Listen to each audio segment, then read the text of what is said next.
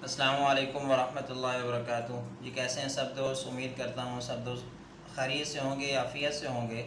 तो आज का लेसन हम अपना स्टार्ट करते हैं, चलते हैं कंप्यूटर की स्क्रीन पर। उससे पहले कि अगर हम आपको हमारी वीडियो अच्छी लगी हो तो वीडियो को लाइक शेयर और सब्सक्राइब ज़रूर किया करें, ताकि हमारी नई आने वाली वीडियो आप तक आसानी से पहुँच सके। तो ये स्टार्ट करते हैं अपना नेक्स्ट लेसन, चलते हैं कंप्यूटर की स्क्रीन पर। बिस्मिल्लाहिर्रहमानिर्रहीम। तो जी दोस्तों, हम अपने कंप्यूटर की स्क्रीन पर हैं और आज का जो हमारा लेसन है आज का जो हमारा सबक है हम वो शुरू करते हैं। हमारा जो सबक है वो सूरतुल फातिहा है। सूरतुल फातिहा से पहले वाला जो सबक था, पहला सबक, उसमें सूरतुल फातिहा की पहली आयत को तजवीद के लिहाज से बयान किया गया था।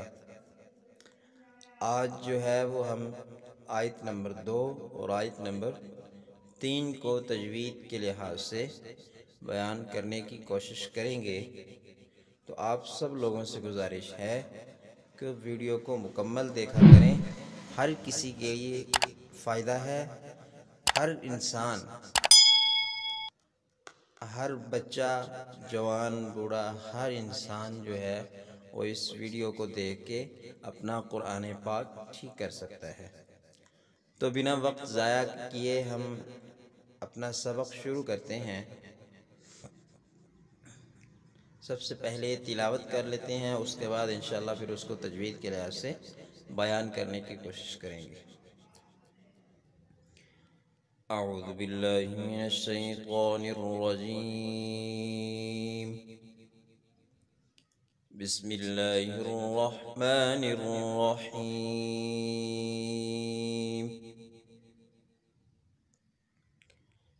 अल्हम्दुलिल्लाहि रब्बिल आलमीन, अर्रहमानिर रहीम, मालिकि यौमिद्दीन, सदक़ल्लाहुल अज़ीम।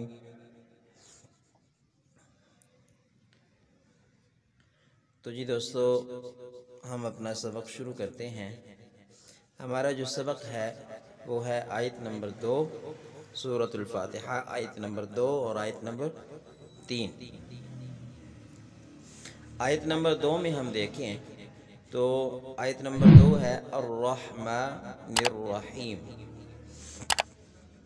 अर्रहमानिर्रहीम में अगर हम शुरू में देखें तो शुरू में अलिफ आ रहा है, लेकिन हमने जब पढ़ा तो हमने हमज़ा पढ़ा। अर्रहमा, अर्रहमा, अर्रह, जब हमने ये लफ्ज़ पढ़ा तो हमने अलिफ नहीं पढ़ा, हमने हमज़ा पढ़ा है और हमज़ा के ऊपर ज़बर पड़ी है। हमने हमज़ा क्यों पढ़ा है, अलिफ क्यों नहीं पढ़ा? ज़ाहिरन तो अलिफ लिखा हुआ है, ठीक है। ये बात याद रखें कि अर्रहमान, अर्रहमान का जो शुरू वाला हर्फ है वो अलिफ है, लेकिन अलिफ तो शुरू में पढ़ा नहीं जाता। अलिफ शुरू में पढ़ा नहीं जाता। अलिफ दरमियान में आ जाए, लफ्ज़ के दरमियान में आ जाए या एंड पे आ जाए, हर्फ के साथ मिला हुआ हो। चंद सूरतों में अलिफ पढ़ा जाता है, लेकिन ज़्यादातर अलिफ नहीं पढ़ा जाता।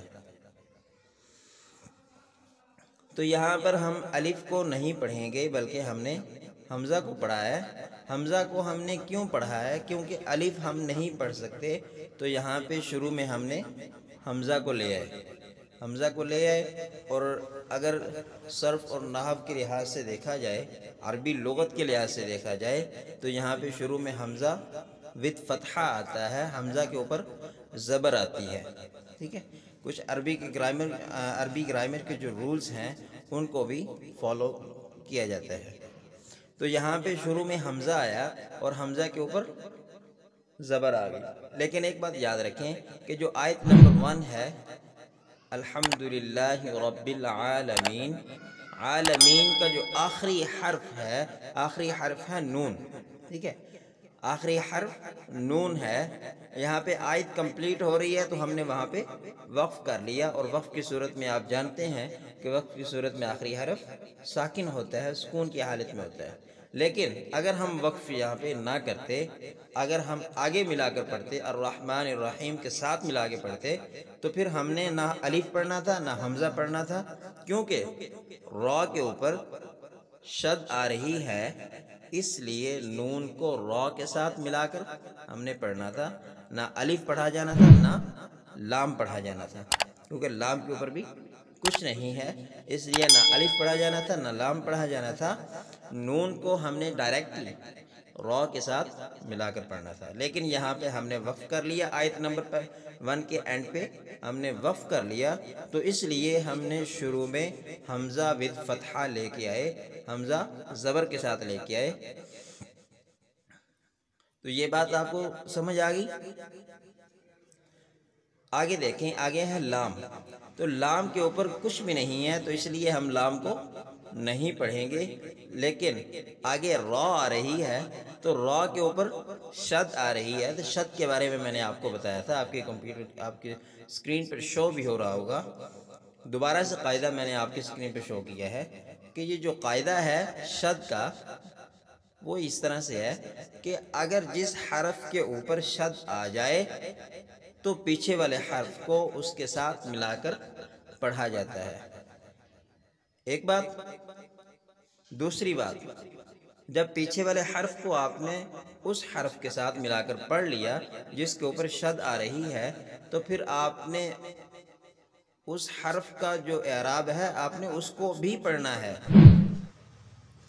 میں دوسرے انداز میں آپ کو سمجھا دیتا ہوں کہ یعنی جس حرف کے اوپر، فار ایگزامپل یہ را ہے، را کے اوپر شد آ رہی ہے، تو ہم نے حمزہ کو را کے ساتھ ملانا ہے. پیچھے ہم نے حمزہ پڑھا تھا، حمزہ کو را کے ساتھ ملا کر ہم نے پڑھنا ہے، اور را کے اوپر جو اعراب ہے، را کا جو اپنا اعراب ہے، زبر ہے، ہم نے اس کو بھی پڑھنا ہے. شد کا یہی رول ہے کہ پیچھے والے حرف کو اس کے ساتھ ملا کر پڑھیں اور اس کا اپنا اعراب بھی پڑھا جائے. جس حرف کے اوپر شد آ جائے گی اس کو ہم 2 مرتبہ پڑھیں گے. ٹھیک ہے. ار پڑھنے سے پیچھے والا اعراب پڑھا گیا، اس کو را کے ساتھ ملایا. اور را پڑھنے سے را کا اپنا اعراب بھی پڑھا گیا. ٹھیک ہے. لیکن را کے آگے ہا آ رہی ہے، اور ہا حروف حلقی میں سے ہے. اس کی پریکٹس کرنی چاہیے، پھر یہ اچھی طرح سے ہا ادا ہوتی ہے.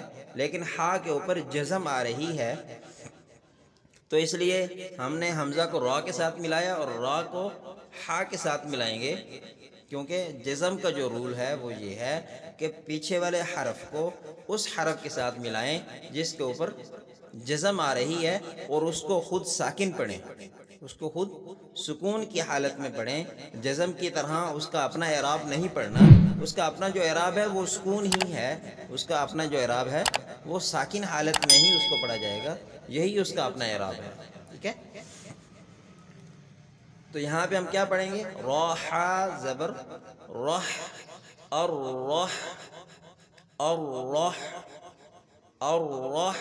لیکن ایک بات آپ کو میں جو ہے وہ بتانا بھول گیا کہ را کے اوپر جب زبر آ رہی ہے تو را، میں نے آپ کو پیچھے والے سبق میں بتایا تھا، 3 باتیں آپ کو میں نے بتائی تھیں.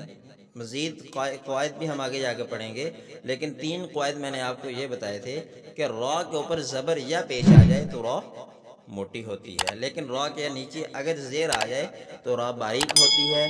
لیکن یہاں کی را کے اوپر زبر آ رہی ہے تو را کو ہم موٹا کر کے بھی پڑھیں گے اور را کو ہا کے ساتھ بھی ملائیں گے. اور رح، اور رح.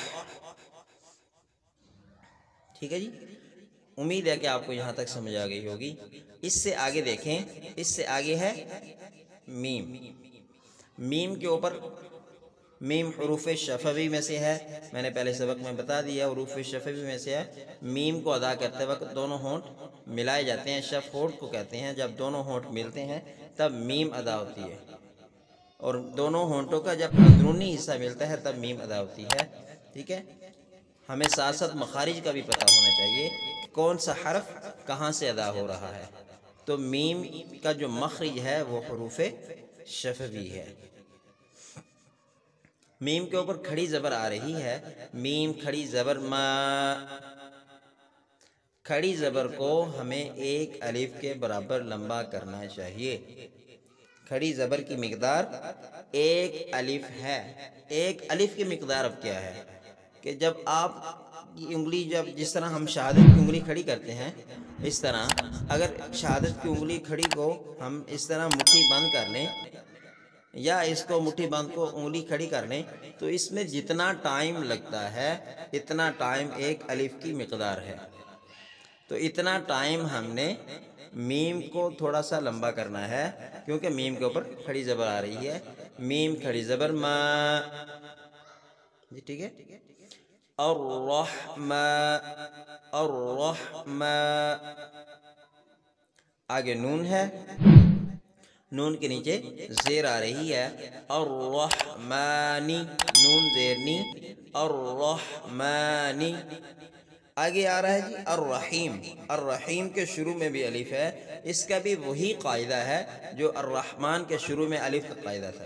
یہاں پہ بھی ہم الف کو نہیں پڑھیں گے، جب نون کو را کے ساتھ، کیونکہ پیچھے آیت کمپلیٹ ہو رہی تھی تو وہاں پہ ہم نے آیت کمپلیٹ کر کے الرحمن کے شروع میں حمزہ لے کے آئے۔ یہاں پہ آیت کمپلیٹ نہیں ہو رہی تو اس لیے ہم حمزہ کو بھی نہیں پڑھیں گے، الف کو بھی نہیں پڑھیں گے، لام کو بھی نہیں پڑھیں گے، ڈائریکٹلی ہم نون کو را کے ساتھ ملائیں گے، کیونکہ را کے اوپر شد آ رہی ہے، اور شد کا آپ جان چکے ہیں کہ پیچھے والے حرف کو اس کے ساتھ ملاتے ہیں اور اس کا اپنا اعراب بھی پڑھا جاتا ہے۔ تو نون کو ہم را کے ساتھ ملائیں گے، نون را زیر نر، نر، نون را زیر نر۔ آگے را کے اوپر زبر آ رہی ہے، تو را کے اوپر زبر آنے کی وجہ سے ہم را کو موٹا کر کے پڑھیں گے، نر را، نر را۔ را کا اپنا اعراب بھی پڑھا گیا، پیچھے والے حرف کو اس کے ساتھ ملا کے بھی پڑھا اور را کو موٹا کر کے بھی پڑھا۔ الرحمن الرح، الرحمن الرح، ٹھیک ہے۔ آگے ہا آ رہی ہے، ہا حروف حلقی میں سے ہے، ہا کے آگے یا ہے، یا کے اوپر جزم ہے، تو جزم کا قاعدہ بھی آپ اچھی طرح سے جان چکے ہیں کہ پیچھے والے حرف کو اس کے ساتھ ملا کر پڑھا جاتا ہے جس کے اوپر جزم ہو، اور اس کو سکون کی حالت میں پڑھا جاتا ہے۔ ایک تو یہ بات یہاں پہ ایک قاعدہ یہ اپلائی ہوتا ہے کہ جزم کی حالت میں یا پیچھے والے حرف کو اس کے ساتھ ملا کر پڑھا جاتا ہے۔ دوسری بات یہاں پہ ایک اور قاعدہ اپلائی ہو رہا ہے، وہ ہے یائے مدہ کا، یعنی یا ساکن ما قبل کسرہ ہو، یا ساکن ہو اس سے پیچھے زیر ہو تو وہ یائے مدہ ہوتی ہے۔ تین حروف میں نے آپ کو بتائے تھے، الف، واو اور یا، یہ حروف مدہ ہوتے ہیں، ان کی اپنی اپنی کنڈیشن ہوتی ہے۔ الف ہمیشہ حروف مدہ ہوتا ہے، یا کی ہم یہاں پہ کنڈیشن جو بتائی جا رہی ہے کہ یا ساکن ما قبل کسرہ ہو، یا ساکن اس سے پیچھے کسرہ ہو تو یا مدہ ہوتی ہے، اور یا مدہ کی بھی مقدار اتنی ہی ہے جتنی کھڑی زبر کی ہے، ایک الف کے برابر ہم نے اس کو لمبا کرنا ہے۔ تو ہم اس کو کس طرح سے پڑھیں گے؟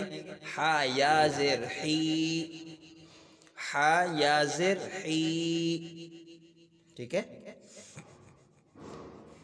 الرحمن الرحیم، الرحمن الرحیم۔ آگے آ گیا میم، میم حروف شفوی میں سے ہے، لیکن یہاں پہ ہم نے ساکن، ہم نے یہاں پہ وقف کرنا ہے، آیت ختم ہو رہی ہے، ہم نے وہاں پہ وقف کرنا ہے، تو میم کو ساکن کر کے پڑھیں گے۔ وقف کی صورت میں آخری حرف کو ساکن پڑھا جاتا ہے، جس طرح ہم نے اوپر فرسٹ آیت میں آخر میں نون کو ساکن پڑھا تھا، رب العالمین، ٹھیک ہے۔ اسی طرح ہم دوسری آیت کے آخر میں جو میم آ رہی ہے، اس کو بھی وقف کی صورت میں ہم اس کو ساکن پڑھیں گے۔ الرحمن الرحیم، الرحمن الرحیم، ٹھیک ہے جی۔ یہ ہماری آیت کمپلیٹ ہو گئی۔ اس سے آگے آ جاتے ہیں آیت نمبر 3، مالک یوم الدین، मालिकी जो फर्स्ट हरफ है, पहला हरफ है वो है मालिकी। मालिकी मीम के ऊपर खड़ी ज़बर है। खड़ी ज़बर की मिक़दार वही है जो आपको मैं पहले बता चुका हूँ। एक अलिफ की मिक़दार है, उसको हम एक अलिफ के बराबर लंबा करेंगे। इससे आगे लाम आ रही है, लाम के नीचे ज़ेर है, हम ज़ेर पढ़ेंगे। मीम खड़ी ज़बर मा, लाम ज़ेर ली, मा ली। काफ भी आगे, ये जो काफ है ये बारीक आ रहा है। काफ की बहुत सारी हालतें होती हैं, कुछ मोटे होते हैं, कुछ बारीक होते हैं, और ये जो बारीक होती है इसकी भी बहुत सारी शक्लें हैं। तो ये जो शक्ल है, ये काफ की जो शक्ल है ये बारीक है, ठीक है। मालिकी, काफ से मालिकी। मीम को एक अलिफ के बराबर लंबा भी किया, आगे लाम, उसके बाद काफ बारीक है, मालिकी, ठीक है। आगे आ रहा है जी या के ऊपर ज़बर है, लेकिन उससे आगे वाव है, वाव के ऊपर जज़म है। जज़म की हालत में पीछे वाले हर्फ को हम उसके साथ मिलाकर पढ़ेंगे और उसको सुकून की हालत में पढ़ेंगे। एक तो ये बात हो गई। दूसरी बात, यहाँ पे वाव लीन का कायदा अप्लाई हो रहा है कि या साकिन माक़बल फ़तहा हो, या साकिन उससे पीछे फ़तहा आ जाए, ज़बर आ जाए, तो उसको या लीन बोला जाता है, वाव लीन बोला जाता है। और उसको भी एक अलिफ के बराबर हम लंबा करेंगे। या वाव ज़बर यऊ, यऊ मालिकी यऊ, ठीक है जी। आगे मीम है, मीम हुरूफ शफ़वी में से है, यह आपको पहले बता चुका हूँ मैं। मीम के नीचे ज़ेर है, उससे आगे अलिफ है, आगे दाल है, लाम है, लाम के आगे दाल है। जिस तरह हमने पीछे अलिफ और अर्रहमान अर्रहीम, रहीम की अलिफ और रा नहीं पढ़ा, इस तरह यहाँ लाम नहीं पढ़ा। यहाँ पे भी हम अलिफ और लाम नहीं पढ़ेंगे, डायरेक्टली मीम को या के साथ मिलाकर पढ़ेंगे। तो या के नीचे ज़ेर भी आ रही है और या के ऊपर शद भी आ रही है, तो मीम को दाल के साथ, दाल है या नहीं, दाल के साथ मिलाकर पढ़ेंगे और दाल का अपना एराब भी पढ़ेंगे। यौमिद, यौमिद्दी, दाल को भी आगे या के साथ मिला के पढ़ेंगे। या मद्दा का कायदा हो यहाँ पे अप्लाई हो रहा है। यौमिद्दी, दाल या ज़ेर दी, यौमिद्दी, मालिकी यौमिद्दी। मीम को दाल के साथ मिलाया, दाल को आगे या के साथ मिलाया, क्योंकि या के ऊपर भी जज़म आ रही है। लेकिन यहाँ में या मद्दा का कायदा भी अप्लाई हो रहा है, क्योंकि या साकिन माक़बल ज़ेर है, या साकिन उससे पीछे ज़ेर है, तो हम यहाँ पे या को थोड़ा सा लंबा भी करेंगे। मालिकी यौमिद्दी, यौमिद्दी। आगे नून है, नून का भी वही कायदा अप्लाई होगा। यहाँ पे आयत कंप्लीट हो रही है। जिस तरह पहली आयत या दूसरी आयत में हमने नून और मीम को साकिन पढ़ा था, इसी तरह हम यहाँ पे भी नून को साकिन पढ़ेंगे। यौमिद्दीन, असल में जो उसका एराब है उसको अगर पढ़ा जाए तो नून ज़ेर नी आता है, यौमिद्दीनी, यौमिद्दीनी। लेकिन हम यहाँ पे वक़फ़ कर रहे हैं, तो वक़फ़ की सूरत में उसको साकिन पढ़ेंगे। मालिकी यौमिद्दीन, यौमिद्दीन। जी दोस्तों, उम्मीद करता हूँ कि आपको हमारा नया लेसन बहुत पसंद आया होगा। पसंद आया हो तो वीडियो को लाइक करें, शेयर करें, सब्सक्राइब करें, और इसी के साथ हमें इजाज़त दें। इंशाल्लाह नेक्स्ट वीडियो में नेक्स्ट लेसन के साथ हाज़िर होंगे। इजाज़त दीजिएगा। अल्लाह हाफ़िज़।